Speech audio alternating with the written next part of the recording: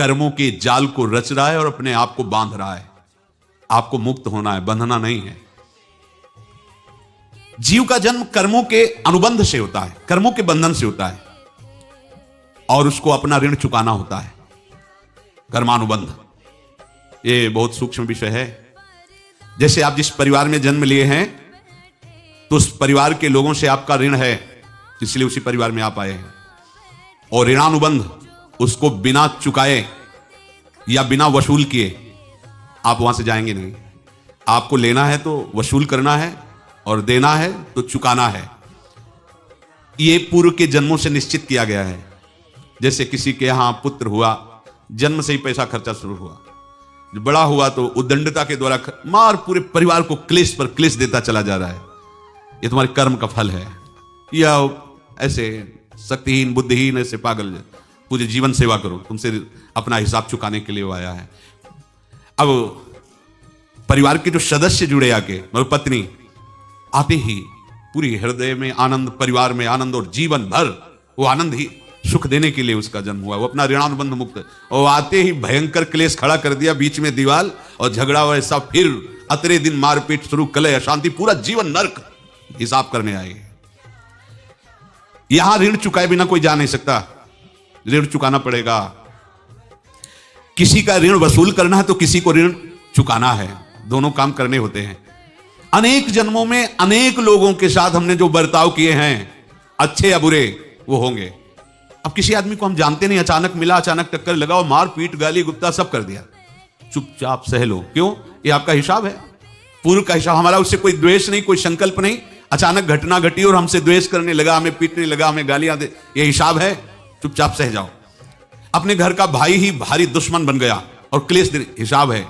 एक प्रभुदत्त ब्रह्मचारी जी की वाणी में पढ़ा था, एक महात्मा जी भ्रमण करते थे तो उस समय असरफियां चलती थी, मोहरे असरफियां, तो उनको भेंट में देते लोग। तो या तो ठाकुर सेवा में लगे तत्काल, या संत सेवा में तत्काल लगे, उसका संग्रह करके डोलना ये ठीक नहीं है बैरागी के लिए, सिद्धांत में ये ठीक नहीं है। तो जब 2, 4, 6, 8 ऐसे मोहरे हुई तो उन्होंने विचार किया कि और भ्रमण करके जब काफी मोहरे हो जाएंगी तो प्रयागराज में जब कुंभ पड़ता है, एक बार पूरे सब अखाड़े के संतों को, अलग अलग संप्रदाय सब संतों को बुलाएंगे और सबको खुआएंगे। अब साधु है तो यही विचार करेगा, और क्या विचार करेगा। तो उन्होंने ऐसे डंडा बनवाया, बेंत, जो ऊपर से चूड़ीदार और भीतर पोला, और मोहरे उसमें डालते गए। और भ्रमण, जहां जहां श्रद्धालु भगत थे सबके यहां जाना और इच्छा रखना कि एक मोहर तो दे दे दक्षिणा में। कामना कोई भी हो वो बांधती ही है, ध्यान रखना। इसीलिए प्रभु जो चाहे वो करे, अपनी चाह नहीं रखनी चाहिए, अपनी चाह प्रभु की चाह में मिला देनी चाहिए। धीरे धीरे वो छड़ी भर गई, भ्रमण करने वाले महात्मा चूड़ी लगाई, इंतजार करते रहे। जब प्रयाग का कुंभ पड़ा तो चले। तो रास्ते में एक गांव में पूछा जाता है, जिससे कहीं रुको कि कोई श्रद्धालु ऐसा है जो संत सेवी है। तो कुछ लोगों ने बताया, हाँ एक परिवार है बहुत संत सेवी है और आपको मिलाते हैं उनसे। आइए महाराज, घर में रुका, खूब अच्छा हलवा पूड़ी पवाया, और जो घर के मालिक थे चरण दबाए। चरण दबाते दबाते उनकी दृष्टि पड़ी उस डंडे पे, तो इतना मोटा और ऊपर से कुछ चूड़ी सी भी नजर आ रही, इस डंडे में तो कोई रहस्य है ही है।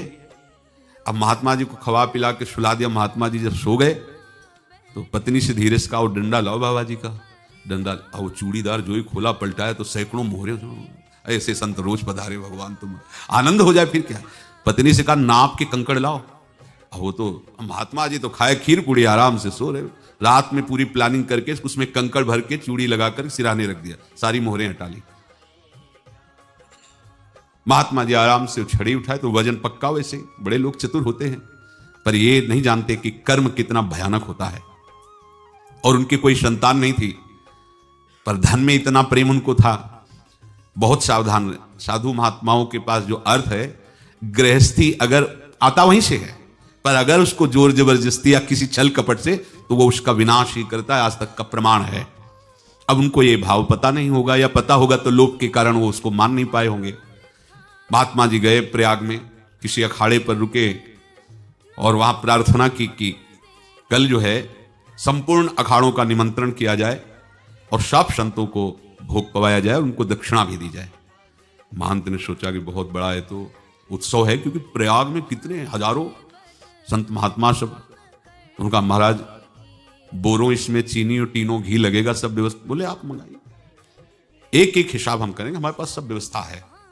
बोले कुछ तो पहले दे दो, इकट्ठे देंगे हम। उनको था कि अगर हम छड़ी खोला और 2-4 मोहरे दी, किसी को पता लग गया तो गड़बड़ हो सकती। बोले हम भंडारे के समय आखिरी में सब कुछ आपको दे देंगे।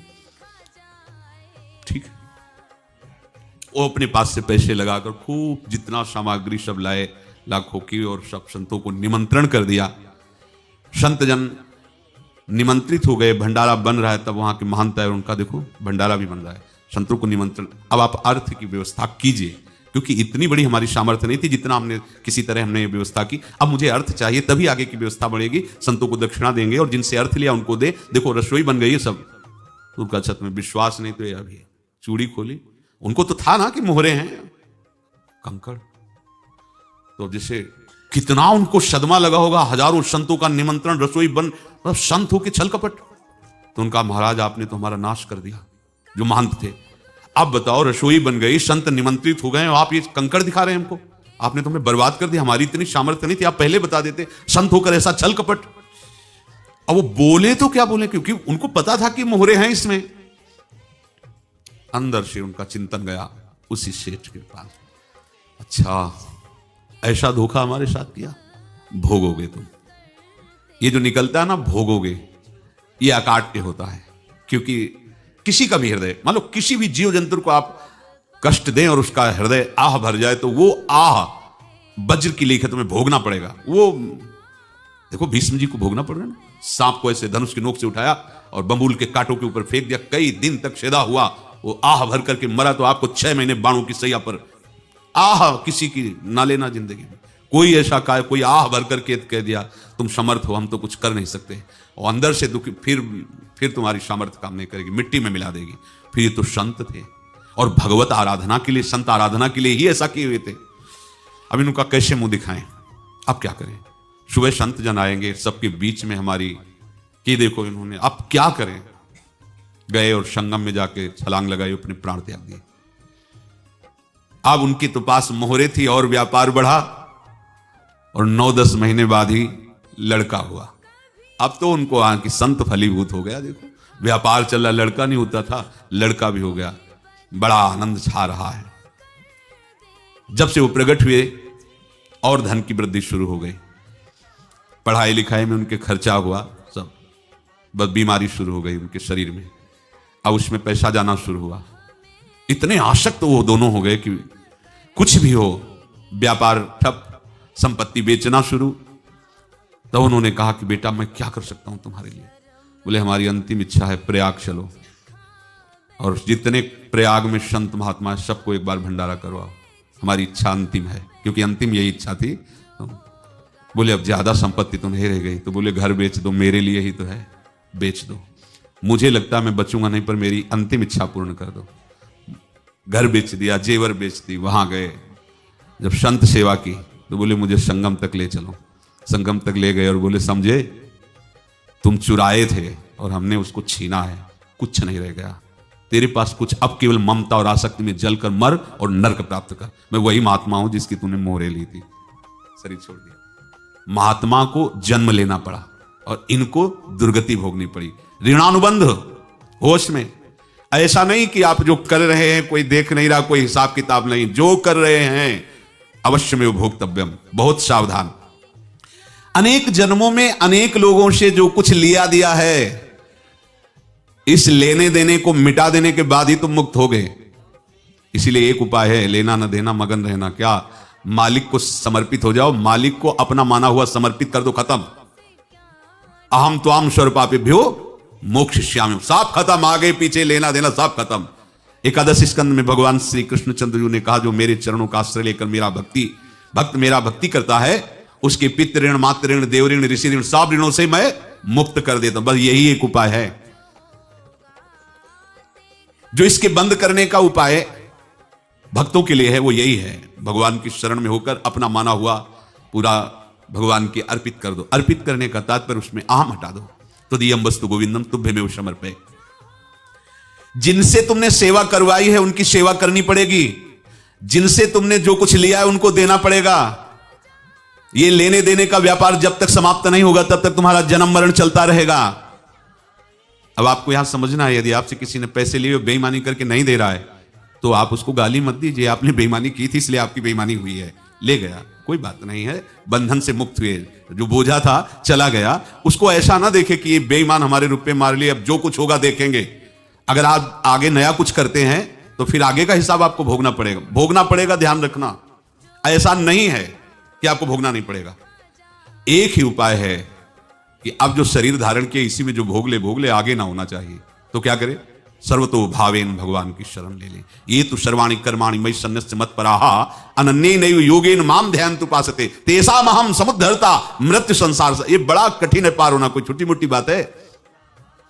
एक महात्मा बाल्यावस्था से भजन करते थे, शालिग्राम भगवान पास रखते थे और उन्हीं की आराधना करके बस पाठ नाम जप और भ्रमण करते थे।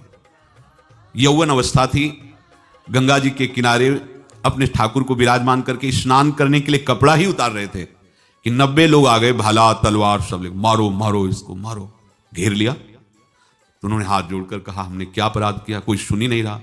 तो उन्होंने कहा मार तो डालोगे ही आप 90 लोग, हम कोई अस्त्र शस्त्र तो लिए नहीं, एक बार हमें गंगा में डुबकी लगा देने दो और अपने ठाकुर को स्नान करा देने दो, फिर इसके बाद आप मार देना।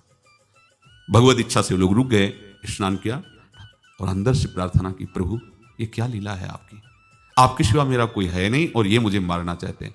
तो भगवान ने जानते हो क्या कहा उनके अंतर में, तुम मेरे में ध्यानस्थ हो करके शरीर को छोड़ो, ये लोग मारेंगे।